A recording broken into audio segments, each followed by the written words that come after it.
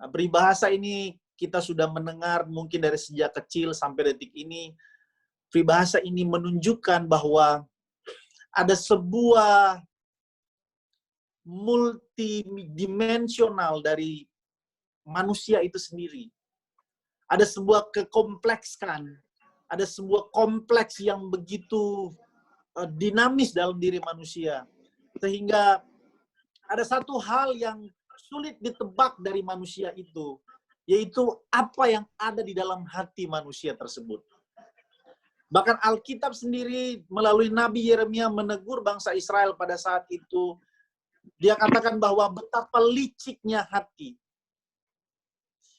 Jika kita mempelajari lebih lanjut, bahwa kita melihat diri kita sendiri, liciknya hati ini sungguh sangat meliciki hati kita. Jadi, betapa liciknya hati ini meliciki hati kita, sampai diri kita sendiri tidak tahu kalau kita sedang diliciki oleh diri kita sendiri. Sampai kita tidak tahu bahwa sesungguhnya kita sendiri meliciki hati kita sendiri. Kita sendiri meliciki diri kita. Seringkali apa yang keluar dari mulut kita berbeda dengan apa yang dalam hati kita. Nah, kita hari ini berbicara tentang tema mengenai menjaga hati di tengah pandemik. Tentu tema ini tidaklah sedang menganjurkan kita menjaga hati hanya di saat pandemik. Tentu tema ini adalah tema yang ingin menganjurkan kepada kita supaya kita berupaya untuk tidak hanya sekedar menjaga hati kita di tengah pandemik, tapi di keseluruhan kehidupan kita, kita menjaga hati kita. Berbicara mengenai hati, sebetulnya apa sih hati itu yang seringkali meliciki kita? Hati merupakan komponen yang Allah berikan kepada manusia untuk menimbang segala fenomena ataupun segala moral yang dimiliki oleh manusia. Hatilah yang menimbang itu semua, baik baik ataupun buruk kehidupan manusia tersebut. Hatilah unsur yang inti yang Tuhan berikan, yang tidak dimiliki oleh makhluk hidup yang lain. Manusialah yang diberikan oleh Tuhan hati sebagai kemampuan manusia untuk menilai, untuk menetapkan, untuk memutuskan mana yang baik dan mana yang jahat di mata Tuhan. Hati kita merupakan institusi yang Tuhan berikan kepada manusia untuk merumuskan nilai-nilai kehidupan. Hati sebagai rumusan kita dalam menilai kehidupan kita. Nah, perumusan nilai ini datangnya dari mana? Datangnya dari agama kita, budaya kita, pergaulan kita, kemudian lingkungan kita. Hati kita banyak dipengaruhi oleh fenomena-fenomena kehidupan yang ada di sekitar kita. Dan semua ini masuk membentuk di dalam hati kita, di dalam jiwa kita. Di dalam jiwa ada pikiran, ada perasaan, kemudian pikiran dan perasaan ini menjadi sebuah kehendak yang meliputi hati kita. Ada yang dinamakan dengan suara hati. Suara hati inilah yang sebagai institusi kita untuk menimbang mana yang baik dan mana yang buruk. Nah, Bapak Ibu yang dikasihi oleh Tuhan, kita di siang hari ini diingatkan kembali oleh Tuhan untuk kita menjaga hati kita. Tentu pada saat ini kita tidak ada di dalam konteks untuk menjaga lagi. Tetapi konteks kita, saya kira di sini tidak ada yang berusia 10 tahun ke bawah ya, atau 15 tahun ke bawah ya. Pasti di atas 15 tahun, 20 tahun, bahkan sampai ada yang sudah di usia indah tentunya. Usia-usia 50-an. Nah, Bapak Ibu, kita bukan sekedar menjaga hati sekarang, Tapi kita mencoba untuk menyelidiki hati kita, merombak hati kita. Apakah rumusan yang ada di dalam diri kita atau nilai-nilai yang ada dalam diri kita, apakah sudah dalam jalurnya Tuhan? Apakah kita sudah memiliki sebuah pertimbangan yang berkenan di hadapan Tuhan? Tentu kita menyelidiki ini untuk mengoreksi hati kita atau memperkarakan hati kita. Tidak sedang dalam kondisi pandemik saja. Kondisi pandemik ini adalah sebagai rangsangan atau stimulus bagi kita untuk kita tidak lagi melihat keluar apa fenomena yang terjadi, tapi kita melihat ke dalam hati kita. Fenomena apa yang terjadi dalam hidup kita? Keputusan-keputusan apa yang kita ambil? Nilai-nilai apa yang kita anut di dalam diri kita? Nah, apa yang mewarnai hidup kita itu diwarnai oleh apa yang kita dengar dan apa yang kita lihat. Satu ayat yang Tuhan Yesus sampaikan di dalam Matius pasal 6 ayat 22 sampai 23. Alkitab berkata demikian, mata adalah pelita tubuh. Sebetulnya dalam terjemahan aslinya ini berbicara tentang mata hati. Matius 6 ayat 22, mata adalah pelita tubuh. Jika matamu baik, teranglah seluruh tubuhmu. Jika matamu jahat, gelaplah seluruh tubuhmu. Jadi jika terang yang ada padamu gelap, betapa gelapnya kegelapan itu. Tuhan Yesus sedang mengajarkan kepada murid-murid dan kepada kita semua bahwa jika apa yang kita lihat dan apa yang kita dengar itu sifatnya adalah sesuatu yang buruk dan sesuatu yang jahat, maka itu akan mewarnai suasana hati kita, suasana jiwa kita. Suasana hati kita ini sebagai komponen yang Tuhan berikan kepada kita akan menentukan seperti apa kualitas kehidupan kita. Kondisi hati kita akan menentukan seberapa berkualitasnya kehidupan kita. Jika matamu gelap, maka gelaplah seluruh tubuhmu. Artinya, jika mata hatimu gelap, maka betapa gelapnya seluruh tubuhmu. Yang menjadi pertanyaan adalah, kapan kita tahu bahwa suasana hati kita, mata hati kita gelap? Tentu kita masing memiliki alasan, atau kita masing-masing memiliki pertimbangan, kapan kita berbuat jahat dan kapan kita berbuat baik. Apa nilai-nilai dalam hidup kita yang kita anut, itu menentukan kehidupan kita. Nah, Bapak Ibu yang dikasih oleh Tuhan, dalam satu kesempatan, ketika Tuhan Yesus berjalan bersama dengan murid-muridnya, datanglah seorang pemimpin muda. Tapi ibadah juga nih. Kelas ibadah online.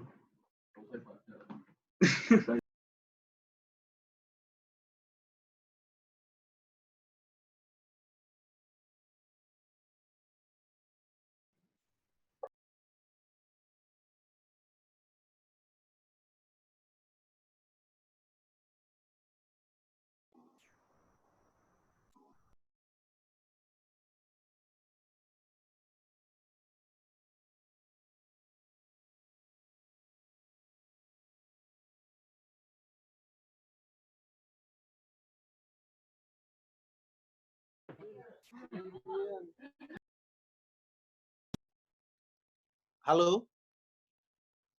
Suara saya kedengaran? Sudah kedengaran, Pak Pendeta, sudah kedengaran. Sorry, tadi sempat ke unmute ya. Siap. Ya, baik. Ya, saya lanjutkan lagi Bapak Ibu ya.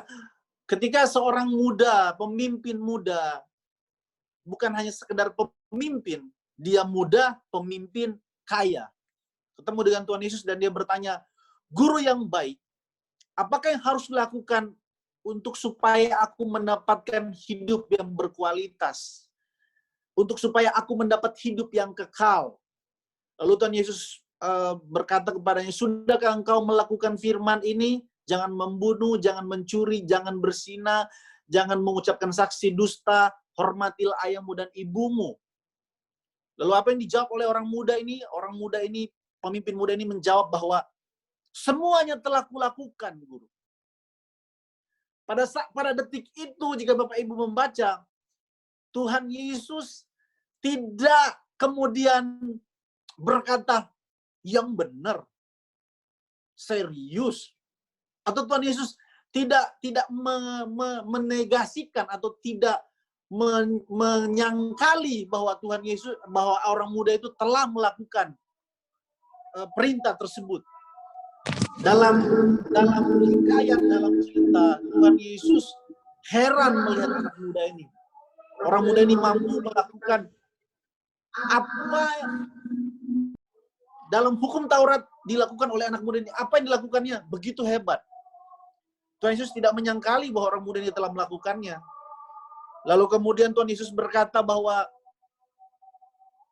oke, jika engkau ingin sempurna, karena orang ini ingin berkualitas, jika engkau ingin sempurna, maka bisa dibayangkan jika orang muda ini sudah melakukan hukum moral semuanya, nilai yang dianut itu sudah dilakukan.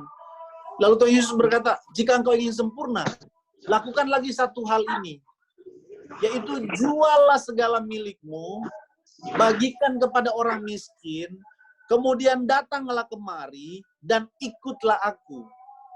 Apa yang menjadi respon dari anak muda tersebut, pemimpin muda tersebut yang kaya tersebut? Dia pergi dengan sedih hatinya, susah hatinya, dia pergi dari hadapan Tuhan Yesus. Bisa dibayangkan jika orang muda ini melakukan perintah yang diperintahkan oleh Tuhan Yesus. Bisa dibayangkan bahwa orang yang pertama kali yang sempurna di muka bumi ini adalah orang muda tersebut. Tetapi orang muda ini pergi dengan sedih hatinya. Lalu Tuhan Yesus berkata, alangkah sukarnya orang kaya masuk dalam kerajaan sorga. Tidak dalam tanda kutip bahwa orang kaya itu tidak dalam tanda kutip bahwa kita tidak boleh kaya ya. Tapi ini hanya gambaran bahwa alangkah sulitnya seorang yang kaya, seorang yang beruang masuk dalam kerajaan sorga. Lebih mudah seekor unta masuk dalam lubang jarum daripada seorang yang beruang. Tetapi kemudian muridnya bertanya, Guru, jika demikian, siapakah yang akan diselamatkan?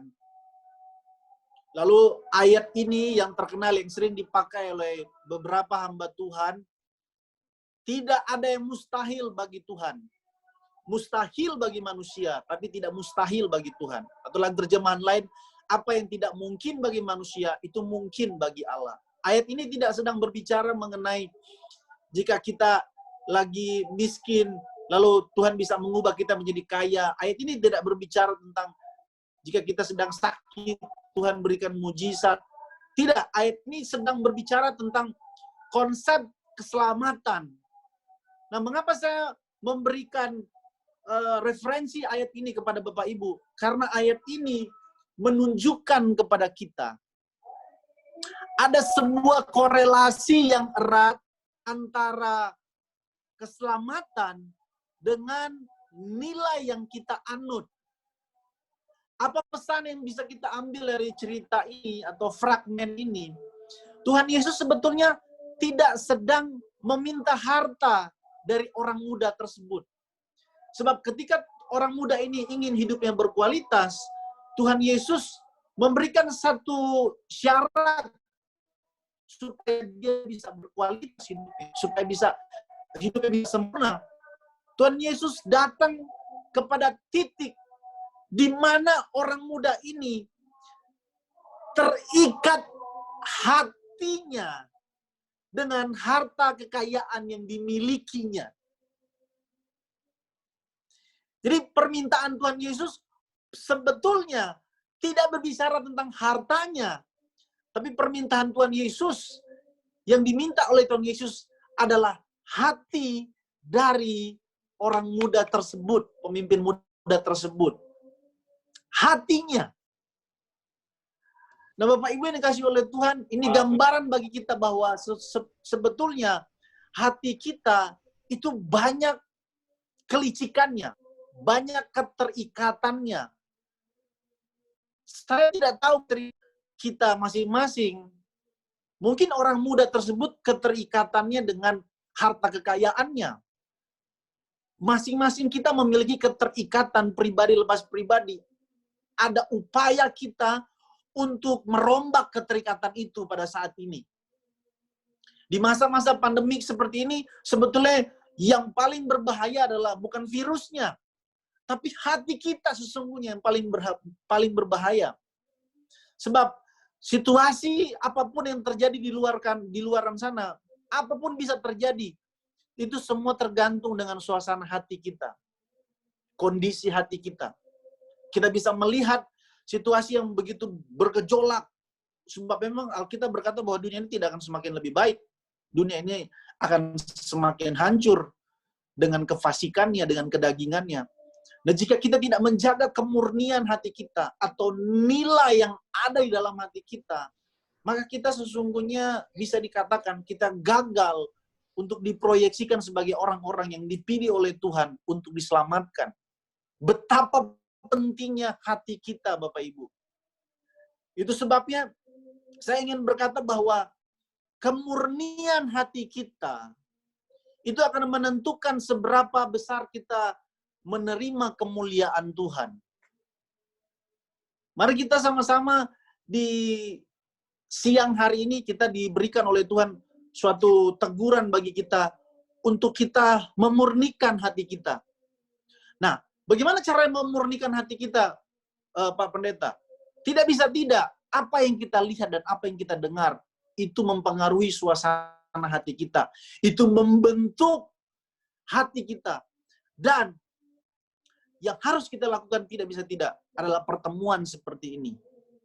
Kebenaran firman Tuhan yang kita dengar dan kita lihat, ini yang akan mempengaruhi dan melukis, akan terlukiskan, akan tergoreskan di hati kita masing-masing.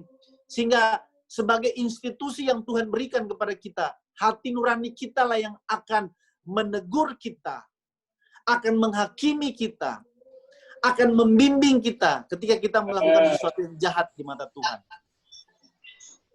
Dalam Roma pasal 13 ayat 5 dikatakan, sebab itu perlu kita menaklukkan diri.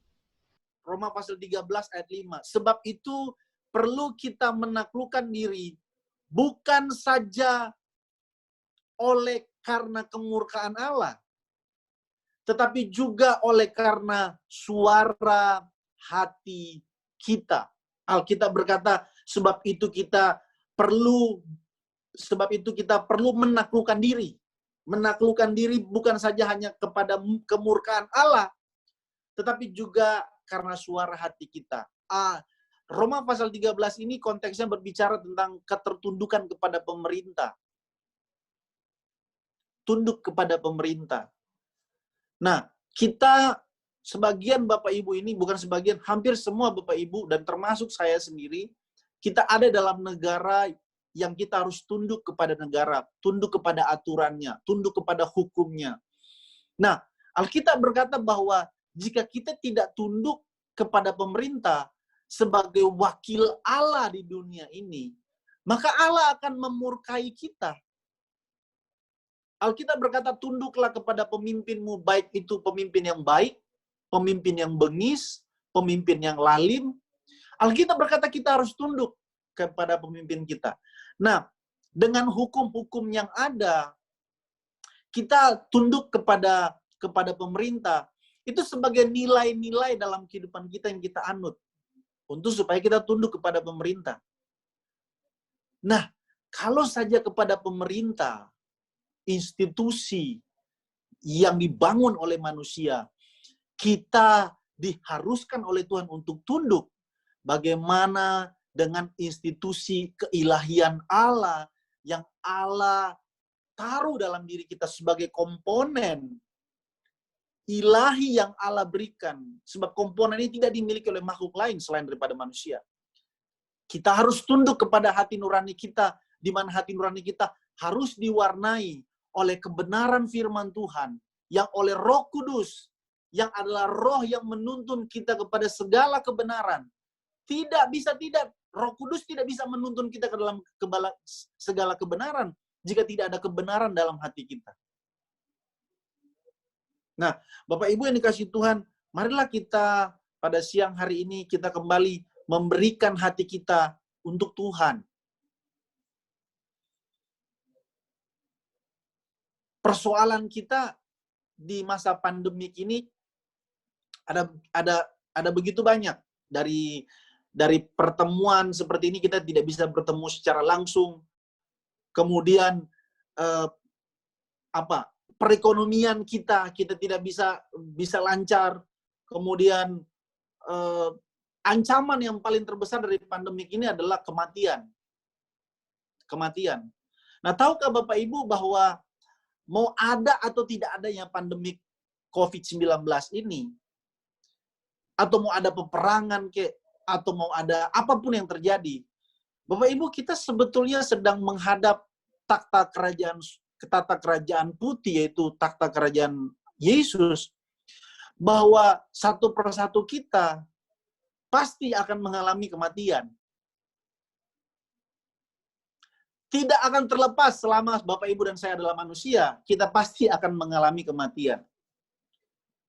Tidak perlu menunggu pandemik, kita bisa mengalami kematian kapan saja Bapak Ibu. Dengan kita memahami bahwa kapan saja kita akan mengalami kematian, semakin dalamlah pemahaman kita terhadap kehidupan. Hati yang tidak diuji, atau hati yang tidak diperkarakan, untuk memahami kehidupan ini sebagai jalan persiapan kita untuk menanti kekekalan, tidak bisa dan tidak mungkin hidup seseorang itu menyadari bahwa hidupnya itu hanyalah anugerah Tuhan. Ayolah Bapak Ibu, kita di masa pandemik ini justru menjadi semangat bagi kita, sebagai pengingat bagi kita bahwa hati kita harus kita ubah. Dan kita tidak mampu mengubah hati kita dengan kekuatan kita sendiri. Kita hanya mampu mengubah hati kita melalui kebenaran firman Tuhan. Kita hanya mampu mengubah hati kita melalui jam doa pribadi dengan Tuhan. Kita mengalami Tuhan di setiap jam doa kita. Dan suara kecil itu, suara lembut itu, akan berkata kepada kita, marilah kepadaku, yang letih lesu dan beban berat, aku akan memberikan kelegaan bagimu. Bapak Ibu yang dikasihi oleh Tuhan, ayat yang tadi kita baca di awal, bahwa betapa liciknya hati manusia. Betapa liciknya hati manusia. Sampai kita sendiri tidak sadar bahwa kita ini diliciki oleh hati kita sendiri. Nah, Bapak Ibu yang dikasihi oleh Tuhan, hati kita yang licik ini haruslah kita ubah menjadi murni di hadapan Tuhan. Untuk menjadi manusia seutuhnya, perlu kejujuran dan kemurnian hati. Manusia akan menjadi manusia yang seutuhnya ketika dia memurnikan hidupnya dan berani jujur dengan apa adanya hidupnya di mata Tuhan. Hanya orang-orang yang munafik dan hanya orang-orang yang tidak jujur dengan hidupnya lah yang tidak menjadi manusia seutuhnya. Mari kita menjadi manusia seutuhnya. Tentu kondisi hati seorang yang berusia 20-an, kondisi hati seseorang yang berusia 30-an, dan kondisi hati seorang yang berusia 40-an dan 50-an, ini memiliki perbedaan. Lebih sulit kalau orang sudah usianya 40 ke atas atau 50 ke atas untuk mengubah hatinya. Karena sudah begitu banyak filosofi kehidupan, begitu banyak pemikiran-pemikiran dunia yang masuk dalam hidupnya. Lebih sulit kalau kita tidak hidup dalam kebenarannya. Sulit tidak berarti tidak bisa. Tapi mari kita pada siang hari ini, kalau kita pernah membaca ayat yang berkata, jika engkau mendengar firman Tuhan hari ini, Jangan keraskan hatimu. Mengapa Alkitab berkata hari ini, bukan kemarin dan bukan besok? Sebab hari ini adalah kesempatan di mana Tuhan memanggil kita untuk kembali kita memugar. Kita pugar hati kita. Seperti tanaman kita pugar hati kita untuk supaya lebih indah lagi di mata Tuhan. Tidak bisa tidak. Yang pertama, kebenaran firman Tuhanlah yang mampu memugar hati kita. Komunitas seperti inilah yang mampu memugar hati kita. Dan yang terlebih penting adalah lingkungan di mana kita ada, itu yang memugar hati kita. So, ada kesegaran daripada Tuhan yang Tuhan berikan. Mau berapa lama lagi kita hidup dalam kemunafikan? Mau berapa lama lagi kita hidup dalam kelicikan? Mau berapa lama lagi hidup kita sementara? So, ini panggilan bagi kita dan panggilan bagi saya juga secara pribadi sebagai hamba Allah yang Tuhan utus untuk sama-sama kita ditegur oleh kebenaran firman Tuhan. Bahwa kemudian hidup kita harus berkenan, bahwa kemudian hidup kita harus berlanjut untuk melakukan semua aspek pekerjaan kita, dalam keluarga kita, dalam aktivitas kita, semuanya itu sebagai refleksi dari hati kita sesungguhnya. Untuk kita bisa taat kepada pimpinan, untuk kita bisa taat kepada pimpinan, untuk kita bisa memperlakukan bawahan kita dengan baik, itu semua dari sini, Bapak Ibu. Dari hati kita. Itulah tadi yang kita sempat diskusikan ketika Tuhan Yesus meminta sesuatu yang paling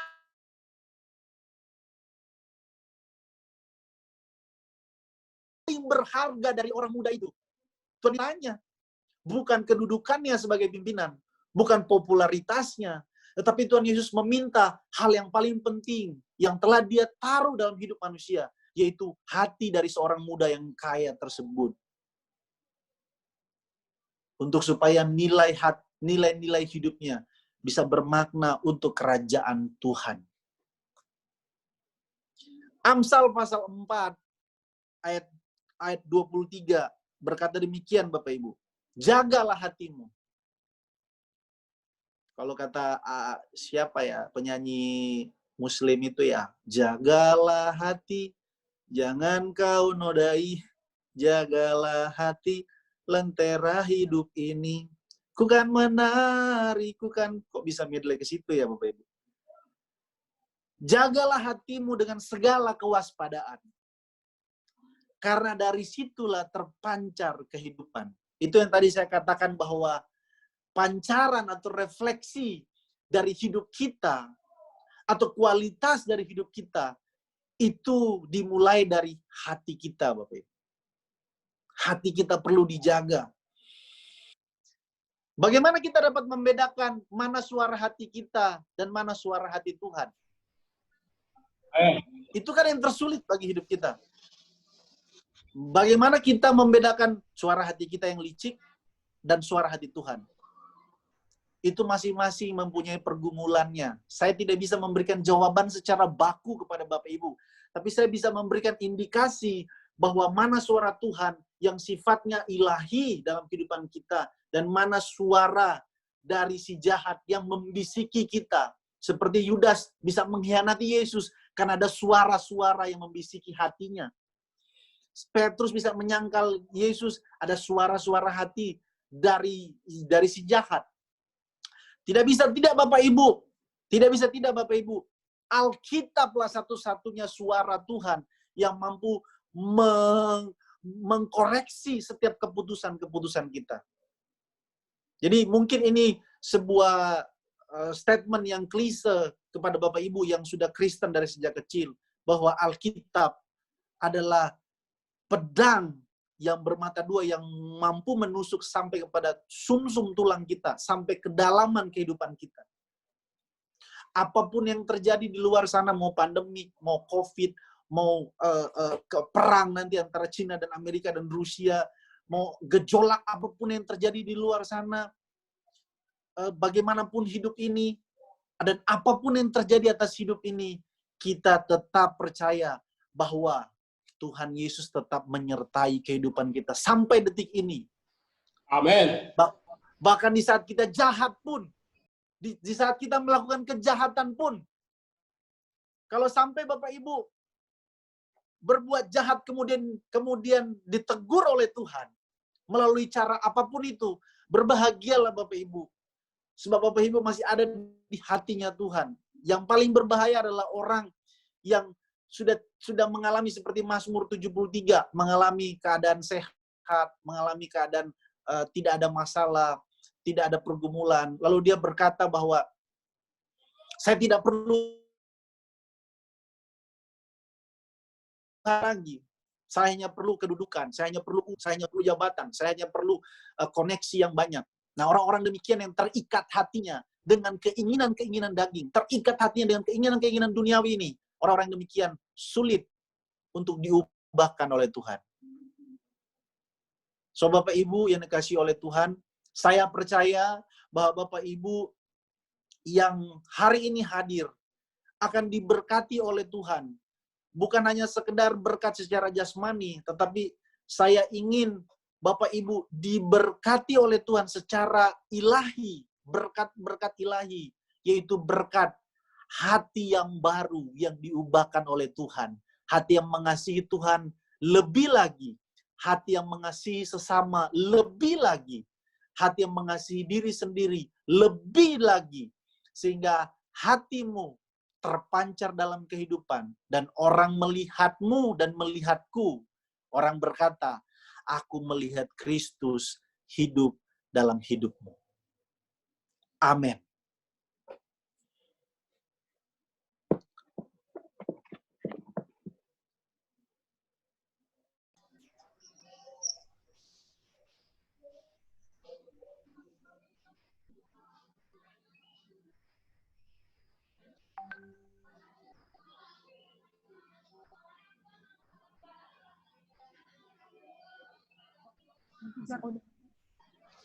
Terima kasih kepada Bapak Pendeta Michael Franz Mananggel atas firman Tuhan yang telah disampaikan.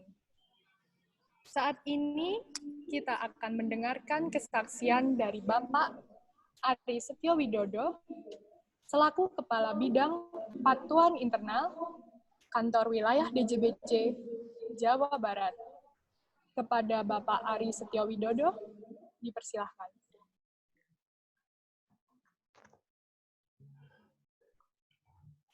Terima kasih. Shalom Bapak Ibu. Shalom Pak Ari. Shalom Pak Ari. Shalom Pak Ari. Shalom Pak Ari. Shalom Pak Ari.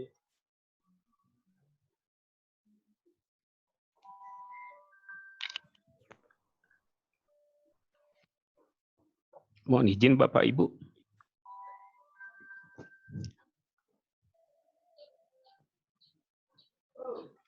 Mungkin kalau saya berbicara di sini saya agak emosional.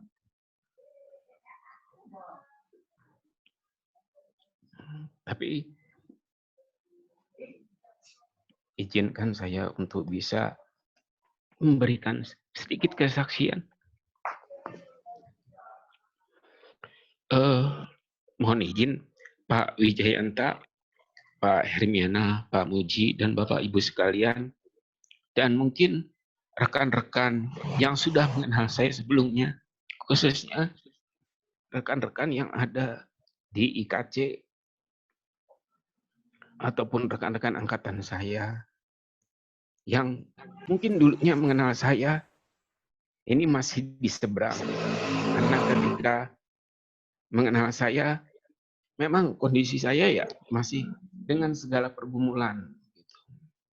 Jadi saya akan memulai pergumulan saya, menceritakan kesaksian saya. Saya menikah dengan istri saya itu di tahun 99, dan kebetulan saya mendapatkan istri yang beragama Kristen. Pada saat itu memang bagi saya tidak menjadikan sesuatu masalah begitu. Apakah istri saya berbeda keimanan begitu. Tapi memang di keluarga saya, orang tua saya begitu awalnya juga sempat menolak. Tapi dalam pilihan perjalanan saya tetap bahwa saya harus menikahi istri saya begitu. Bukan dalam artian bahwa oh kalau orang berpikir karena saya memaksa istri karena terjadi sesuatu yang tidak diinginkan begitu. Karena sampai sekarang pun mungkin Bapak Ibu perlu ketahui saya belum punya anak sampai saat ini, sudah 21 tahun menikah, tapi itu bukan suatu buat ukuran dalam kehidupan saya itu menjadi suatu alasan dalam tanda kutip kalau yang di seberang, oh ya kalau seperti ini kita boleh mencari lagi. Karena saya sangat belajar bahwa saya harus menghargai istri saya. Dia adalah pasangan yang sepadan buat saya. Dan ketika satu ada dua dijadikan satu oleh Tuhan tidak boleh kita pisahkan lagi, itu menjadi patokan ukuran di dalam hidup saya begitu. Pada awalnya pun saya juga ketika saya sudah menikah dengan istri saya masih berpikiran seperti saya akan menjalani kehidupan saya sebagai muslim seperti itu. Sempat istri saya men-challenge, "Kamu jadi menikahi saya atas dasar apa?" begitu. Begitu. Ya, saya nanti akan coba belajarlah seperti itu. Kemudian di tahun 2000 saya kebetulan mendapatkan kesempatan bersekolah ke luar negeri begitu, ke Inggris begitu. Dan kebetulan saya bisa mengajak istri saya. Namun ketika di sana malah bukannya ibaratnya saya melihat istri saya sendiri lebih mendalami, lebih mengenal karena di sana secara kehidupan kita berpikir wah nanti di sana kita akan bisa lebih mengenal Tuhan seperti tapi yang terjadi malah di sana saya sendiri melihat kok kita jadi lebih tidak mengenal Tuhan bisa dibilang ateis begitu.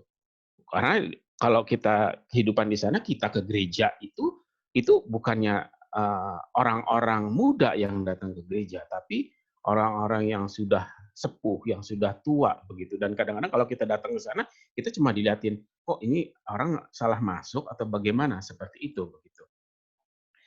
Akhirnya ya berjalan hampir sekitar 1,5 tahun kita tinggal di sana, balik ke Indonesia lagi begitu. Sempat masih kepikiran seperti itu. Kita mau bagaimana seperti itu. Namun rupanya mulai rencana Tuhan itu berjalan begitu. Saya sempat ketika istri saya menanyakan lagi, "Kamu mau seperti apa?" begitu kan. Saya bilang, "Bagaimana saya bisa mengikut atau meyakinkan bahwa ajaran kamu adalah yang benar ketika saya sendiri tidak bisa melihat bagaimana kamu sebagai seorang Kristen itu meyakinkan saya secara kehidupan kamu seperti itu. Saya tidak melihat Kristen yang sebenarnya itu seperti apa, baik di dalam diri dia ataupun di dalam keluarga besarnya begitu. Sampai lambat laun proses hidup berjalan ya saya anggap itu seperti biasa begitu. Istri saya mulai mengalami pergumulan begitu. Dia mempertanyakan terhadap dirinya sendiri sampai dia selalu menulis begitu. Dia mengetik di kertas besar who am I? Itu yang saya ingat. Itu terjadi pergumulan besar di dalam hidup dia dan akhirnya dia seperti mencari jati dirinya begitu. Mencari jati dirinya who am I itu begitu. Dia mencarinya untungnya gitu. Mendengarkan khotbah-khotbah begitu. Khotbah sana, khotbah sini. Jadi dari awalnya kita dulu mendengar kalau yang dari luar negeri itu khotbahnya Joel Osteen, kemudian Joyce Meyer, bahkan sampai Andy Stanley, Paul Washer, John Bevere. Itu saya juga diajak untuk ikut mendengarkan. Kalau yang Indonesia Pak Gilbert, terus kemudian Pak Erastus. Nah sampai akhirnya beberapa tahun belakangan itu kita mendengarkan Pak Erastus Sabdono di Rehoboth Ministry gitu. Nah sampai kemudian saya sempat mengalami sakit yang luar biasa. Mungkin ada bapak ibu di sini yang sudah tahu begitu. Saya sempat lumpuh beberapa bulan begitu. Dan di situ saya mengalami sesuatu yang bagaimana kuasa Tuhan benar-benar di dalam bekerja di dalam hidup saya begitu. Sampai akhirnya mungkin Bapak Ibu tidak ada yang pernah tahu bahwa saya pernah mengalami sesuatu yang sungguh luar biasa. Buat saya ketika sampai saat ini saya bisa bernafas, itu adalah mukjizat terbesar yang Tuhan berikan di dalam hidup saya. Bukan karena saya diberikan kekayaan, jabatan, tapi ketika saya pagi hari bisa melek, bisa melihat dunia ini, masih bisa melihat istri saya masih bisa bangun. Itu adalah mukjizat Tuhan yang paling besar yang terjadi di dalam hidup saya. Begitu. Kemudian lagi, ketika saya mendapatkan kesempatan mendapatkan jabatan sebagai kepala kantor di Kendari, begitu. Istri saya selalu mengingatkan bahwa Tuhan di dalam setiap kegiatan kamu, di dalam setiap kamu memimpin. Makanya di situ saya diminta oleh istri saya, gitu. Meskipun waktu itu saya belum yakin, cari ayat yang memang kira-kira kamu senang seperti itu. Itu mudahnya, gitu. Akhirnya saya coba cari-cari, ada ayat yang membuat saya seperti mengena di dalam hati saya, yaitu Roma 8:28. Allah turut bekerja di dalam segala sesuatu untuk mendatangkan kebaikan bagi orang yang mengasihinya. Langsung saya tersentuh di situ. Ternyata ada Tuhan begitu, bisa hidup, bekerja di dalam hidup saya. Dan ketika banyak permasalahan, banyak rintangan di dalam ketika saya melakukan pekerjaan, dan itu benar-benar Tuhan benar-benar bekerja begitu. Dan berarti saya berpikir saya harus juga mengasihi dia seperti itu. Mulailah saya berpikir, mulailah saya harus lebih bisa mengenal Tuhan. Kemudian ketika saya pindah lagi ke Jakarta dan saya mengenal lebih dekat dengan Pak Wijayanta yang paling tidak bisa memberikan saya sedikit pengenalan tentang Kristus begitu. Dan mungkin Bapak Ibu juga tahu tahun 2000 sekitar 2017 ketika istri saya harus mengalami suatu penyakit yang memang tidak pernah kita bayangkan. Dia harus mengalami yang namanya pecah usus begitu dan harus dirawat dan masuk ICU selama 10 hari, koma begitu. Itu kejadian yang luar biasa di dalam hidup saya begitu. Ketika dia sadar begitu, dia bertanya kepada saya, "Kamu selama saya tidak sadar, kamu berdoa buat saya?" "Iya," saya bilang. "Setiap malam, setiap hari." "Oke, kamu berdoa. Terus ketika saya sudah hidup kembali, apa pertanggungjawaban kamu terhadap Tuhan? Kamu meminta saya hidup kembali, tapi apa yang pertanggungjawaban kamu yang bisa kamu buktikan kepada Tuhan?" Begitu. Itu yang selalu mengena di dalam hidup saya, di dalam diri saya. Sehingga ketika perjalanan pulang pergi Jakarta-Bandung, itu setiap hari selama 4 tahun ketika saya menyetir, itu selalu pergumulan itu ada di dalam hidup saya. Mau seperti apa saya? Mau bagaimana saya? Seperti itu. Akhirnya sampai saya berpikir, bukan bagaimana cara. Saya tidak, ya ibaratnya saya tidak tahu ketika saya perjalanan pulang pergi, saya harus, ya karena itu konsekuensi dari ketika kita menyetir begitu, saya tidak takut lagi begitu. Ya memang konsekuensinya adalah ketika kita kecelakaan, kita bisa saja meninggal. Tapi saya langsung berpikir, bukannya bagaimana cara kita meninggal, tapi ketika kita meninggal, siapa yang akan menjemput kita? Itu adalah menjadi suatu pergumulan di dalam hidup saya. Makanya saya berpikir saya harus memutuskan itu. Sampai akhirnya selama 4 tahun, dari tahun 2015 sampai kemarin Desember begitu, Desember 2019, saya masih dengan pergumulan. Saya tidak pernah mengakui ke siapapun bahwa saya sudah mulai belajar mengenai kekristenan lebih mendalam. Saya hanya diberikan kesempatan oleh istri saya. Luangkan waktu. Saya berharap kamu bukan meluangkan waktu, tapi menyediakan waktu untuk Tuhan. Makanya setiap malam di kantor, karena saya pada waktu itu saya tidur di kantor, saya selalu mendengarkan khotbah-khotbah dan banyak pergumulan yang akhirnya merubah pikiran dan hidup saya begitu. Dan akhirnya ketika saya pindah ke kantor Bandung ini, ketika saya ditanyakan oleh Pak Kanwil, karena pada waktu itu saya diminta untuk memimpin sholat karena dipikirnya saya masih muslim, saya bilang, "Mohon maaf Pak, Saat ini saya bukan Muslim lagi. Saat ini saya harus mengakui bahwa saya Kristen. Sehingga saya bukan lagi harus memimpin atau mengajak rekan-rekan untuk sholat. Tapi saya akan menjadi koordinator bintal untuk teman-teman yang beragama Kristen. Sehingga pada kesempatan ini pula saya ingin mengajak Bapak Ibu sekalian, rekan-rekan, janganlah meluangkan waktu untuk Tuhan, tapi menyediakan waktu untuk Tuhan. Menyediakan waktu. Sesibuk apapun, menyediakan waktu. Karena setiap hari kita sudah diberikan mukjizat yang luar biasa. Kita diberikan hidup oleh Tuhan. Kenapa kita tidak menyediakan waktu untuk Tuhan? Dan jadilah terang di dalam unit kerja Bapak Ibu sekalian. Tunjukkan bahwa Bapak Ibu adalah orang Kristen. Karena dengan begitu, mereka-mereka yang di luar dari Kristen akan bisa melihat, oh seperti inilah orang Kristen. Karena menurut saya pribadi, Kristenisasi yang sebenarnya adalah ketika kita bisa melihat bahwa kita bisa menunjukkan, inilah orang Kristen. Inilah Tuhan Yesus yang hidup di dalam diri kita. Sehingga kita yakin. Dan karena saya mengalami itu, ketika istri saya bilang, kamu harus belajar ini, tidak bisa. Itu tidak akan mempengaruhi saya. Tapi ketika saya bisa melihat bahwa, oh seperti inilah orang Kristen. Sehingga akhirnya saya meyakini, inilah yang pas, yang inilah yang benar. Memang inilah Tuhan Yesus yang hidup di dalam istri saya. Sehingga saya yakin, sehingga akhirnya saya memutuskan untuk menjadi orang Kristen.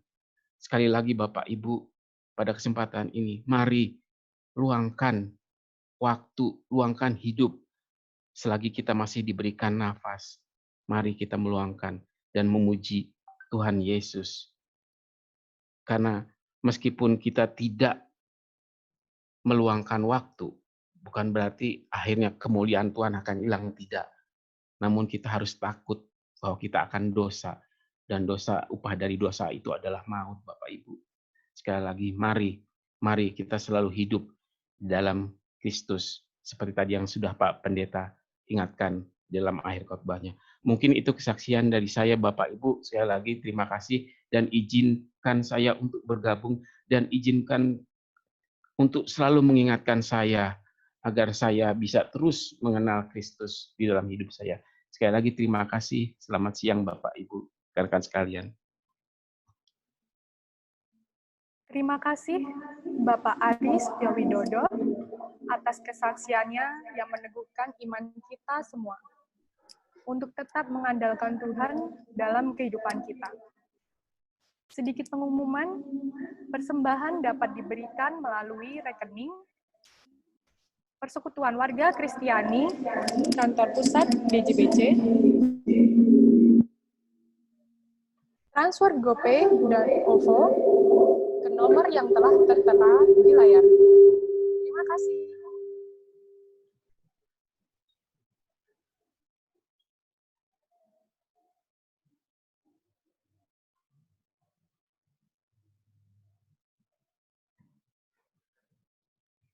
Sama-sama. Biarlah itu semua boleh berakar, bertumbuh, bahkan berbuah dalam kehidupan kita masing-masing.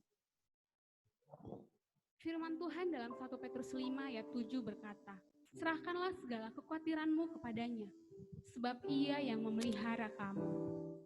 Marilah kita menyerahkan kegelisahan, kekhawatiran, dan pergumulan kita kepada Tuhan, dan percaya akan janjinya, bahwa Dia akan membimbing, menyertai, dan memegang teguh tangan kita.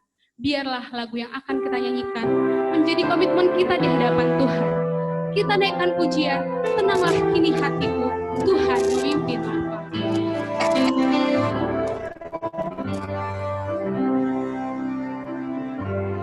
Tenanglah kini hatiku, Tuhan memimpin langkahku.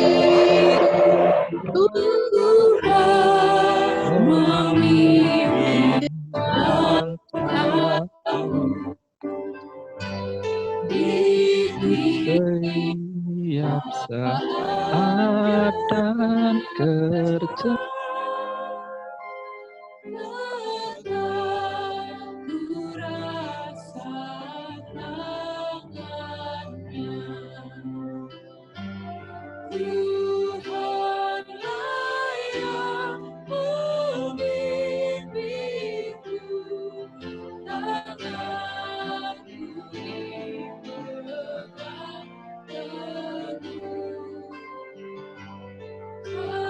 hatiku berserah penuh, tanganku dipegang teguh. Di malam yang gelap benar, di taman indah dan Di malam yang gelap benar, di taman indah dan di taman di lautan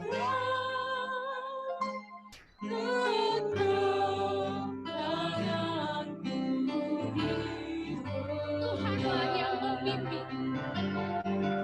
Tuhanlah yang membimbingku, Tanah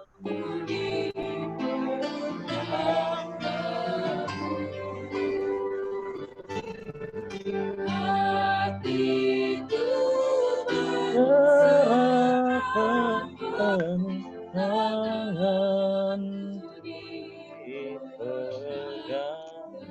teguh.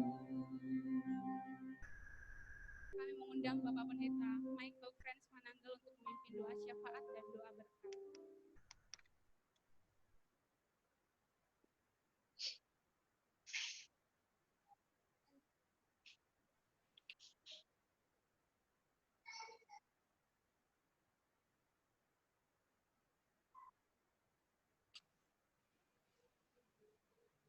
Baik, Bapak Ibu, suara saya sudah kedengaran? Suara saya sudah kedengaran, Bapak Ibu? Oke. Baik, Bapak Ibu, mari kita satukan hati kita untuk kita masuk dalam doa syafaat. Siapkan hati kita untuk menerima berkat Tuhan sekaligus. Mari kita berdoa. Bapa di sorga, kami mengucap syukur untuk siang hari ini. Kami telah dibentangkan kebenaran firman-Mu.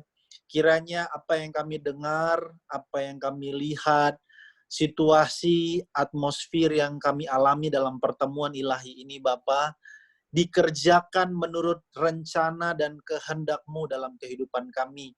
Kebenaran firman-Mu mewarnai kehidupan kami, sehingga hidup kami bukannya kami lagi yang tampil, tetapi Kristus yang hidup dalam perilaku kami, dalam tindakan kami, dalam pikiran kami, dalam perkataan kami. Kami mengucap syukur diberkati oleh kesaksian dari Pak Ari, di mana segala sesuatu yang kami lakukan, Engkau turut bekerja dalam segala hal. Kami percaya Tuhan bahwa kehidupan kami ada sebagaimana kami ada, semua karena kasih setia dan kemurahan-Mu semata.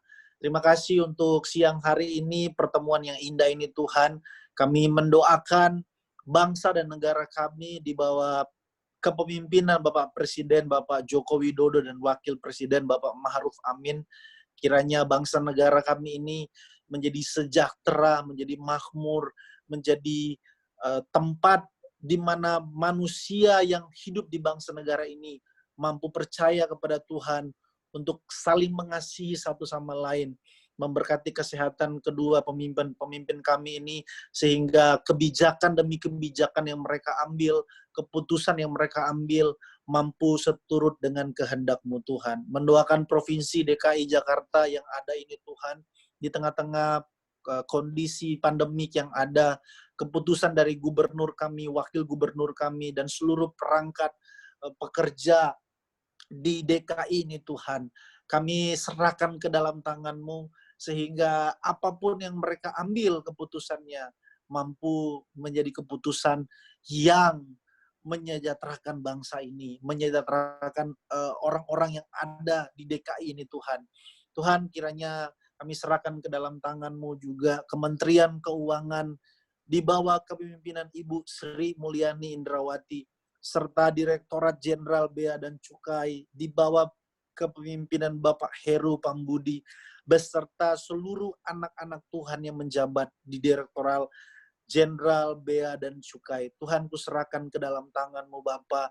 Kiranya Tuhan yang memberikan hati yang murni, hati yang mau melayani di kepemimpinan Kementerian Keuangan di bawah kepemimpinan Ibu Sri dan Pak Heru dan beserta jajarannya Tuhan. Kiranya hati mereka diubahkan oleh Tuhan untuk mereka melihat, untuk mereka memberikan keadilan dalam setiap keputusan mereka, untuk memberikan kebijakan yang mampu memberikan suatu kenyamanan kepada kami sebagai orang-orang bawahan, sebagai orang-orang yang diperintah. Kiranya kasih Tuhan menyelimuti kehidupan mereka. Kondisi saat ini Tuhan, kami berdoa untuk virus corona yang telah menjadi wabah yang begitu serius Tuhan, yang mengakibatkan keresahan dunia dan menimbulkan korban jiwa. Kiranya Tuhan yang senantiasa menyertai para dokter dan pihak-pihak yang mengusahakan kesembuhan bagi para korban.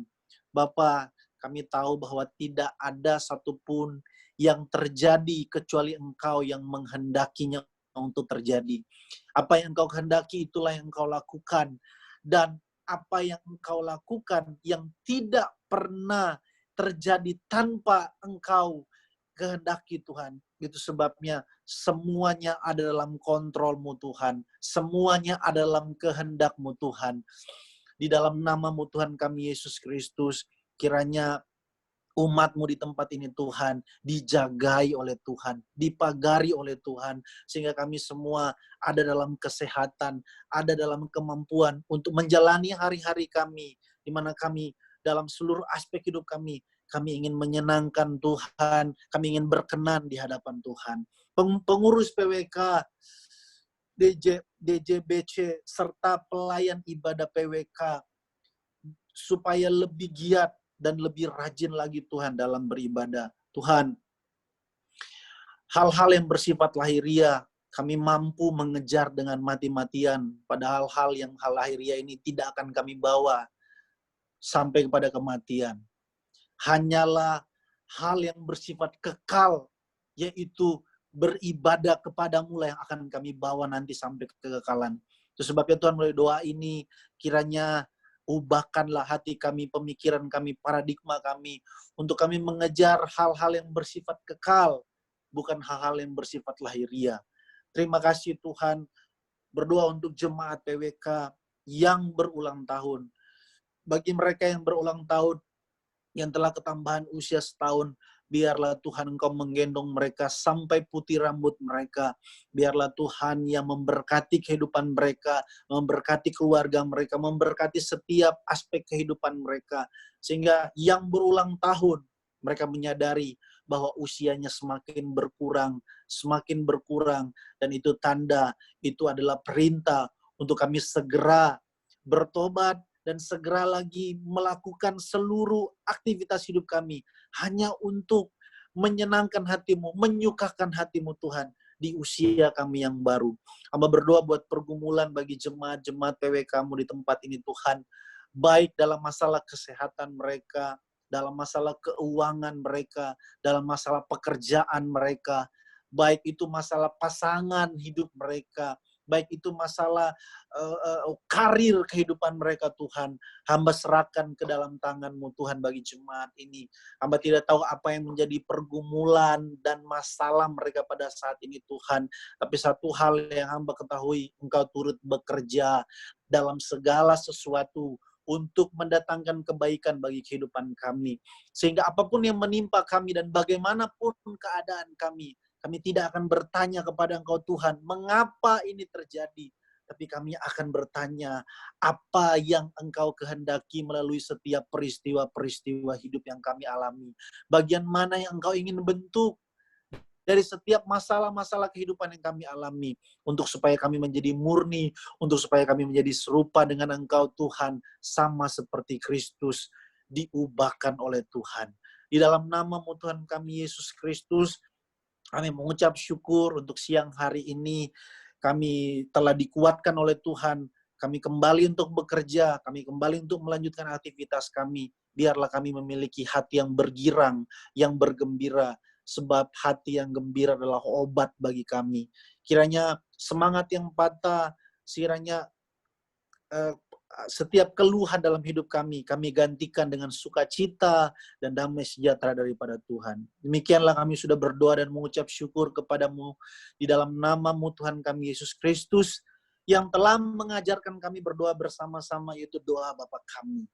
Bapa kami yang di sorga, dikuduskanlah nama-Mu, datanglah kerajaan-Mu, jadilah kehendak-Mu di bumi seperti di sorga.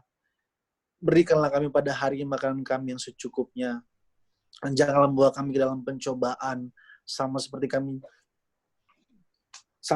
mengampuni sesama kami dari saat ini dan sampai selama-lamanya. Amin.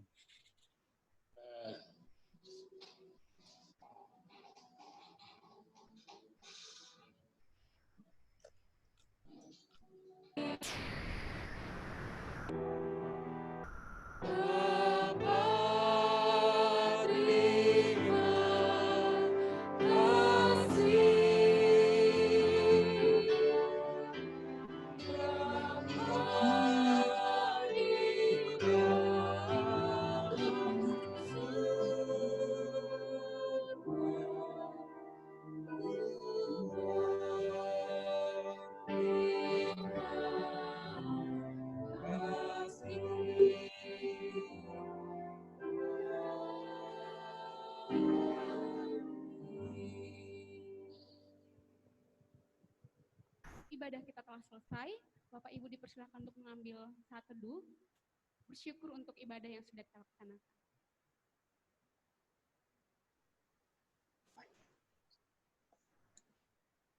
Bapa kami yang di surga, dikuduskanlah nama-Mu, datanglah kerajaan-Mu.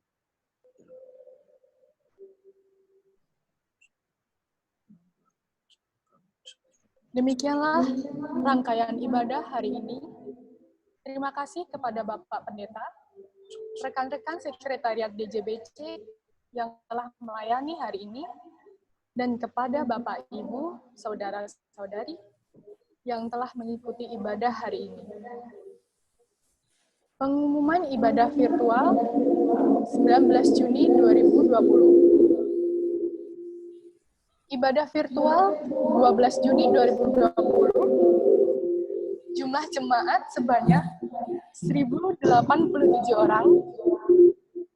Jumlah persembahan sebesar Rp2.690.000. Bagi Bapak, Ibu, dan saudara sekalian yang ingin mengumpulkan persembahan pujian, dapat dikirim melalui email pwk.djbcpusat@gmail.com.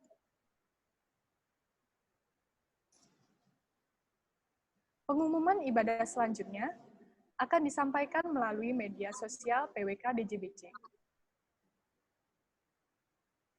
Saat ini kita akan mendengarkan sambutan dari Bapak Bobi Situmorang selaku Ketua PWK Kantor Pusat DJBC. Kepada Bapak Bobi Situmorang, dipersilahkan. Baik, Shalom, saudara-saudara semua. Shalom, Pak. Shalom. Shalom, Bang Bobi. Shalom. Shalom. Sebentar saja teman-teman. Yang kami hormati Pak Wijayanta, Bapak Pendeta Frans Mananggel, Bapak Ibu sekalian, seluruh jemaat PWK, Direktorat Jenderal Bea dan Cukai yang hadir pada kebaktian online kita yang sudah keempat hari Jumat ini. Saya mengucapkan terima kasih buat pelayanan Pak Pendeta, teman-teman dari tim ibadah maupun sekretariat yang telah menyelenggarakan ibadah kita pada Jumat ini. Tak lupa juga saya berterima kasih untuk semua jemaat yang ada di wilayah timur, tengah maupun barat, zona waktu kita. Kami juga mohon maaf kalau dalam penyelenggaraan ibadah ini masih ada yang kurang di sana-sini. Dan kami terus berupaya, Bapak Ibu semua, untuk memperbaiki layanan fasilitas kebaktian online ini supaya minggu demi minggu kita menjadi lebih baik. Saran dari teman-teman sungguh kami tunggu gitu ya, supaya ada perbaikan di sisi kami.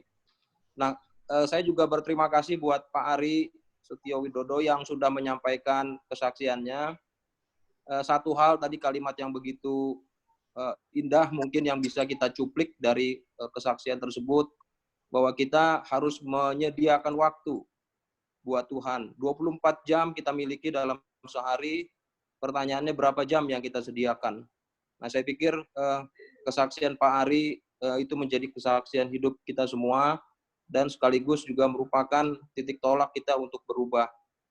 Mengutip sedikit apa yang disampaikan Pak Pendeta tadi, juga kami berterima kasih Pak Pendeta, dalam setiap ibadah kami memberikan ruangan begitu lebar buat semua pengkhotbah Pak Pendeta untuk menegur kami semua apabila kami tidak sadar akan kesalahan kami.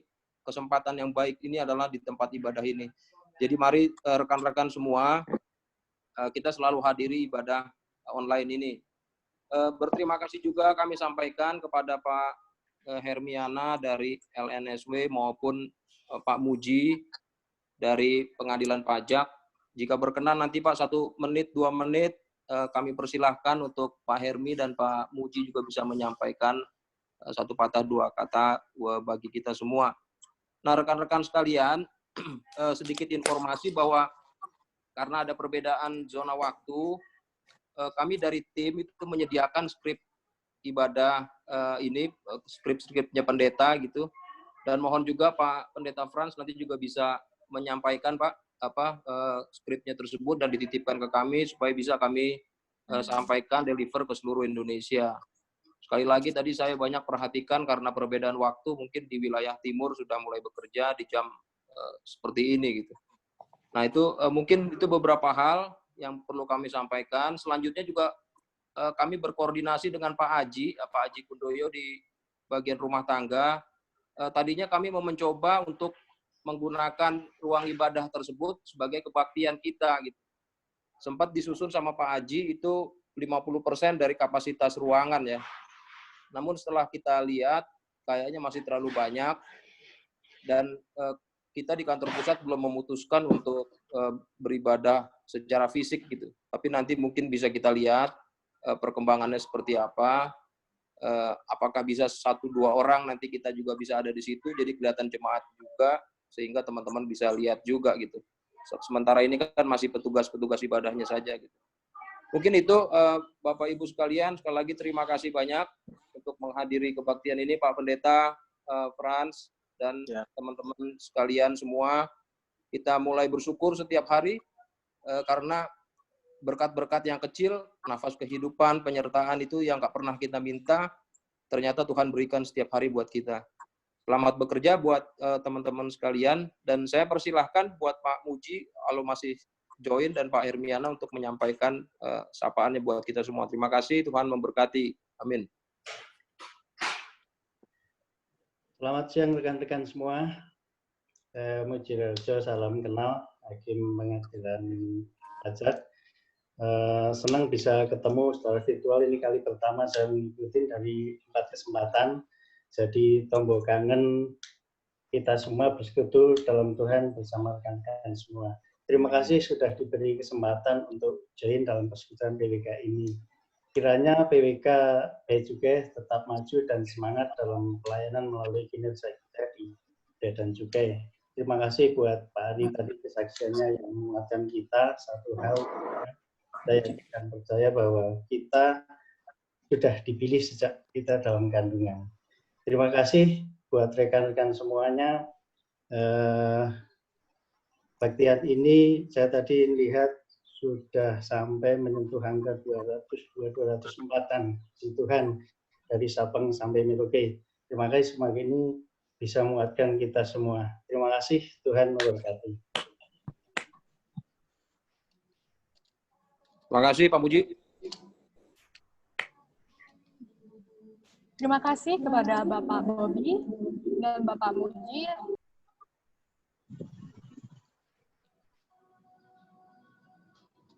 Terima kasih sekali lagi kepada Bapak Bobi dan Bapak Muji atas sambutannya. Izin Bapak Ibu, bila Bapak Ibu membutuhkan rekaman khotbah, dapat menghubungi Saudara Pijar dari Direktorat KIAL dengan nomor 0818 0585 3675.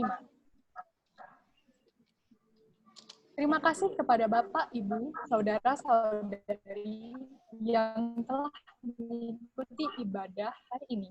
Sampai bertemu pada ibadah selanjutnya. Tuhan Yesus memberkati. Shalom. Shalom, Bapak Ibu. Shalom. Tuhan berkati. Shalom, Tuhan Yesus berkati. Shalom.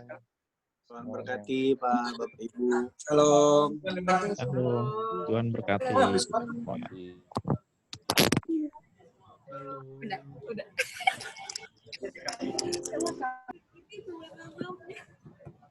Ini enggak tahu.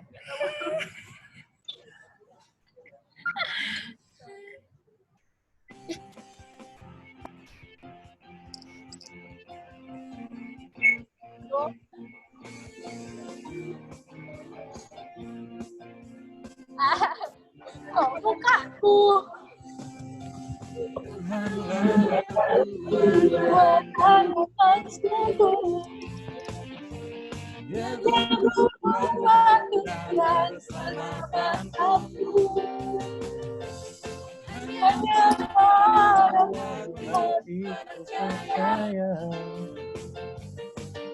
Kaulah menara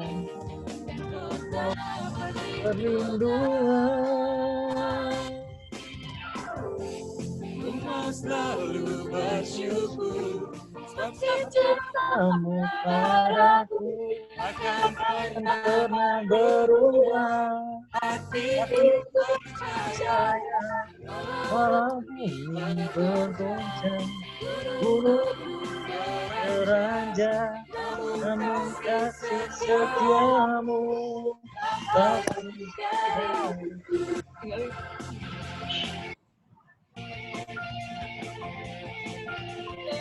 Hai Kak Betty. Dadah. Tuhanlah kekuatan menunggu. Gunung batu dan kekuatanku, hanya padamu hatiku percaya. Menara dan kota perlindungan, selalu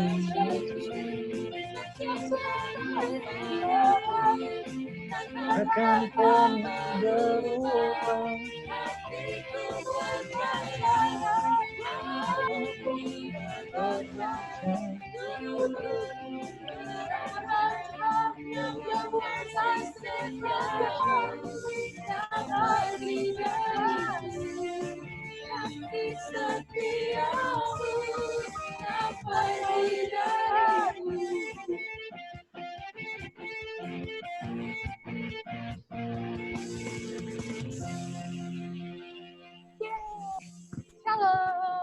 Shalom. Shalom. Thank you.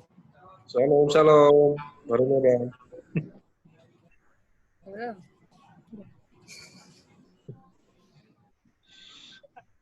Sip. Selesai. Tuhan berkati.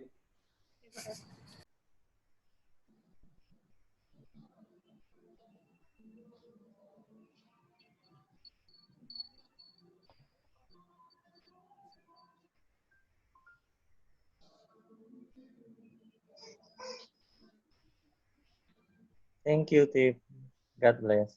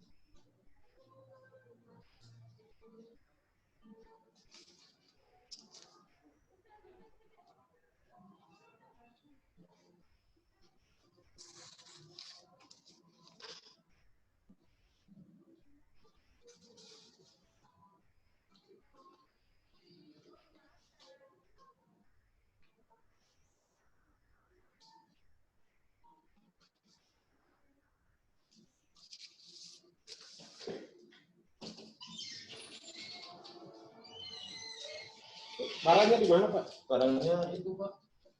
Mobil box. Parmus ya? Hah? Parmus. Mau Barangnya bagus. bongkar karton